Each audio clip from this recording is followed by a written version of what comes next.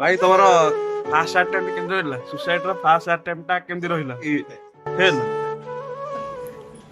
भाई केमिति राति रे बटियारा खाइबरु केमिति मुंड को भावनाटा आसला तोर स्टोरी मु काल तो सुने दी जा सुनिया चाहूंगी सी तो शुणी हेले तमे हला पेशेंट लोक सी हला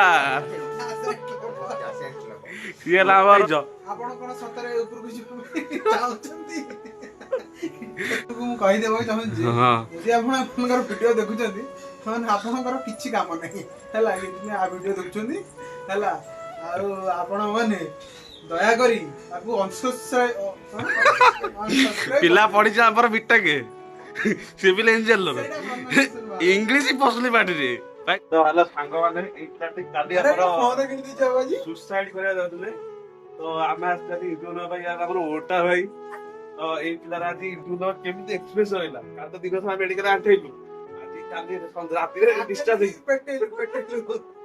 तो ये पेटेजी तो काल आज तार एक्सप्रेस होला केमिति कोन करला तापर रिएक्शन केम देला तो काल दिनटा केम करला तो इटुनोटा नवा संदो ये हमर भाई आज इंटरव्यू भाई ये हमला मेडिकल पेशेंट तो गालो को मु से कितनी बाडी कसी माइली दी चारटा बटे दुम दुम करी तो नाली पड़ी जाइछ काटुछ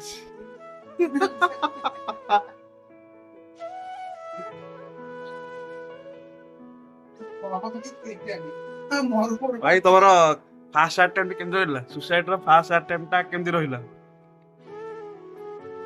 केमति फेल ताले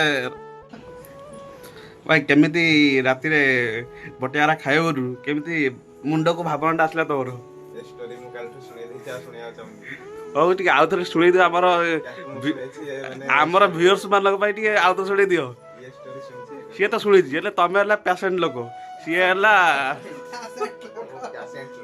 सी हला हमर के इंटरव्यू न पे आछि तमे को टिके केमति आरंभ हला प्रोसेसटा को ओडा इंटरव्यू पर जाओ तुम इंटरव्यू ना पाई जाओ ଆପଣ କଣ ସତରେ ଉପରକୁ ଯିବାକୁ ଚାହୁଁଛନ୍ତି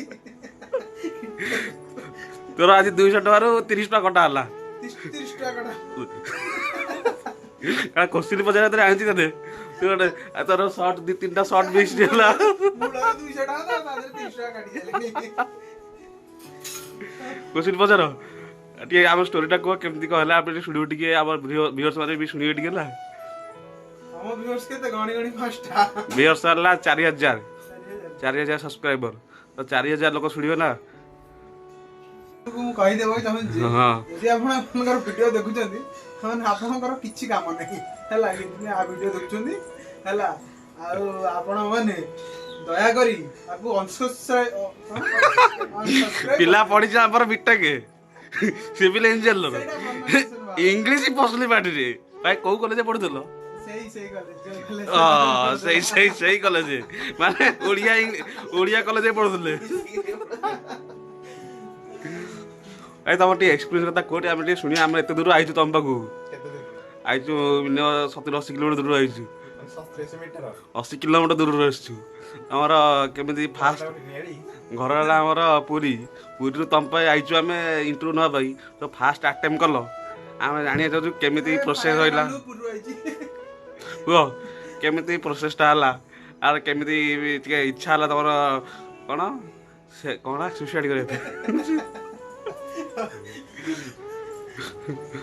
ତ ବିଜି ଦିନ ଥିଲା କାଲି ଦିନ ଭିତରେ ଦୁଇଟି ହସ୍ପିଟାଲ ଆମେ ପରିକ୍ରମା କଲୁ ପରିକ୍ରମା ଭିତରେ ଯାହା ଦର୍ଶନୀୟ ମାନ ସ୍ଥାନ ଆମେ ସେ ଦର୍ଶନ କଲୁ କାହାର କାନ ଉଡ଼ି ଯାଇଛି କାହାର ଆଖି ଫୁଟି ଯାଇଛି କାହାର ହାତ ଭାଙ୍ଗି ଯାଇଛି କାହାର ଗୋଡ଼ ଲଟକିଛି आ ए पिलाटा कोन पाइ जाइतला ତାଙ୍କର ହାତ ଗୋଡ଼ ସବୁ ସମ୍ପୂର୍ଣ୍ଣ ଭଲ ଥିଲା ତାଙ୍କର ଟିକେ ହୃଦୟଟା ଭାଙ୍ଗି ଯାଇଛି हो उदय भांगी जाइतला तो उदय भांगिया पर पिलाटा कोन करथिले ତାଙ୍କର ଯେହେତୁ ଭିତରେ ବହୁତ ସାରା ଜିନିଷ ଥିଲା कोन थिला भितरे कोन थिला ଥିଲା ସେଟା ବାହାରିଲା ଜଣା ପଡିବ ତ ସିଏ କିଛି ଗୋଟିଏ ଦ୍ରବ୍ୟ ସେବନ କରି ତାକୁ ବାହାର କରିବାକୁ ଚେଷ୍ଟା କରୁଥିଲେ को सेवन भाई को द्रव्य करी सेवन करथला आपण को द्रव्य ପାରାସିଟାମଲ ବଟିକା ଖାଇଥିଲ, ପେନ୍ କିଲର ବଟିକା ଖାଇଥିଲ, ନିଦ ବଟିକା ଖାଇଥିଲ,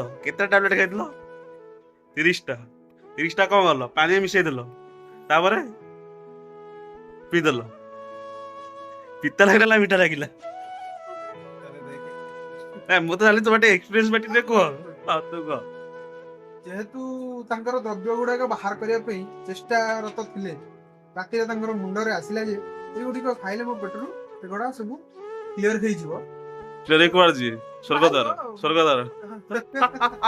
ହେଲା, ତ ସେ ତ ବାହାରି ପାରିଲା ନାହିଁ।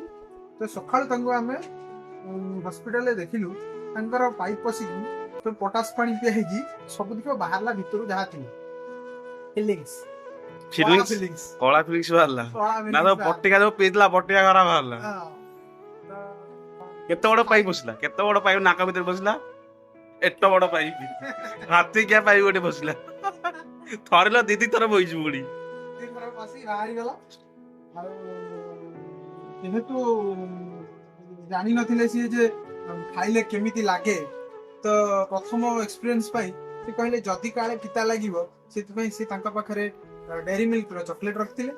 ଖାଇସାରିଲା ପରେ ତାକୁ ମଧ୍ୟ ଖାଇଲେ।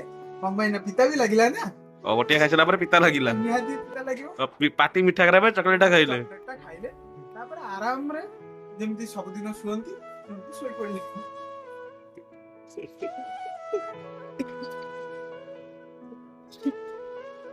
ଆଇକି ସିଏ ଚାହୁଁଥିଲେ ଯେ ଉପରକୁ ଟିକେଟ କାଟିବା ପାଇଁ, କିନ୍ତୁ ତାଙ୍କ ଟିକେଟଟି ରଦ୍ଦ ହେଇଗଲା। କିନ୍ତୁ ଠିକ ସମୟରେ ଠିକ ଜାଗାରେ ପହଞ୍ଚା ହେଇଗଲା, ନହେଲେ ସିଏ ଆଜି ଆମ ଗହଣରେ ନଥାନ୍ତେ।